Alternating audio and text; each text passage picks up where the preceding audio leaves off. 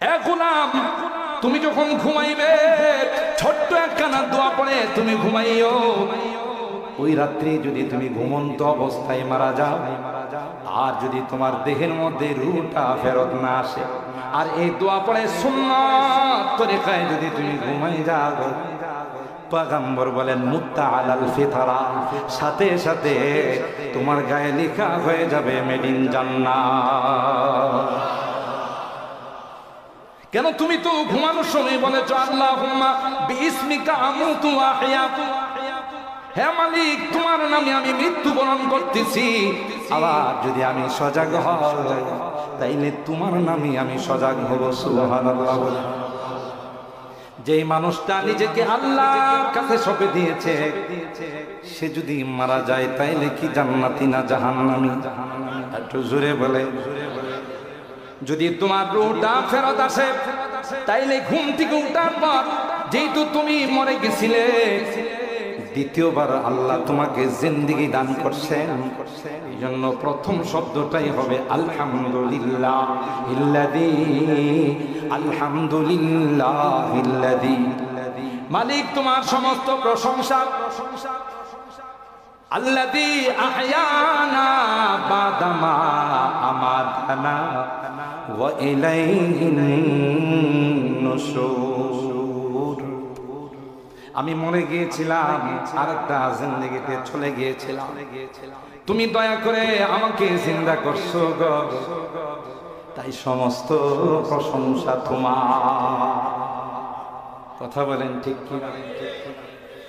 আর হায় আল্লাহ পাক রব্বুল আলামিন বলেন সব আমার প্রশংসা করে, আমি শুধু তোমাদের কাছ থেকে 5 ওয়াক্ত নামাজের মধ্যে 20 মিনিট করে সময় চাই। 24 ঘন্টার মধ্যে আমি আল্লাহ বলছি মাত্র 1.5 থেকে 2 ঘন্টা আমার জন্য বরাদ্দ, বাকিটা তুই দোকানে থাক, অফিসে থাক, শিক্ষার মধ্যে থাক, নো প্রবলেম।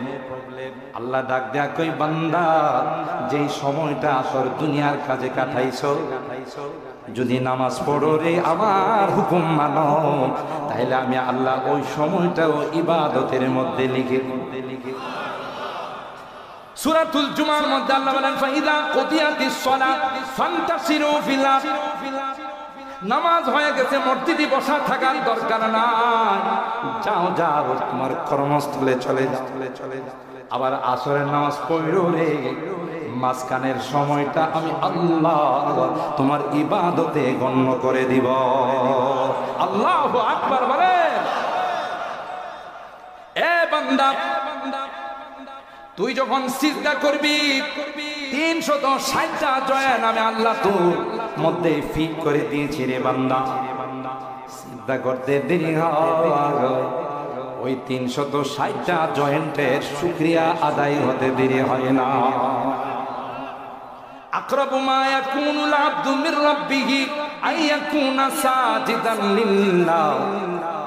বুখারী শরীফের হাদিসের মধ্যে পয়গম্বর কয়, বান্দা যখন আল্লাহর কুদরতি পায়ে সিজদায় পড়ে যায়, সুবহানাল্লাহ, বান্দা যখন কপালটা আল্লাহর কুদরতি পায়ে ঠেকাই দেয়, তখন পয়গম্বর বলেন আল্লাহ এবং বান্দার মধ্যে এত কাছাকাছি হয়ে যায়, আল্লাহ ফেরেশতাদের ডাক দিয়া কয়, দেখতো আমার বান্দাকে যে জন্য বানাইছি, সে আমার কাছে সারেন্ডার করে, সে তার কপালটা আমার কুদরতি পায়ে ঠেকায়া কয় সুবহানা রাব্বিয়াল আ'লা। আমার রব তিনি তো পবিত্র, তিনি তো অনেক মহান। আল্লাহু আকবার বলেন। बुजुर्गी की नहीं हमको जरूरत, बुजुर्गी की नहीं हमको जरूरत, গোলাম अपना बना हमको खुदाया। কবি বলেন আল্লাহ যে গোলামির জন্য আমারে বানাইছে, সে গোলামিটা যেন করতে পারে এই সুযোগ আমারে তুমি করে দিও, এটাই যথেষ্ট। পয়গম্বর সারা রাত দাঁড়িয়ে ইবাদত করে, আল্লাহর গোলামি করে। সাহাবায়ে কেরাম বললেন ইয়া রাসূলুল্লাহ قد غفر الله لك ما تقدم من ذنبك وما تأخر। আল্লাহ পাক আপনার আগের পিছনে সব গুনাহ মাফ করে দিয়েছে, আপনি কেন লং টানেন?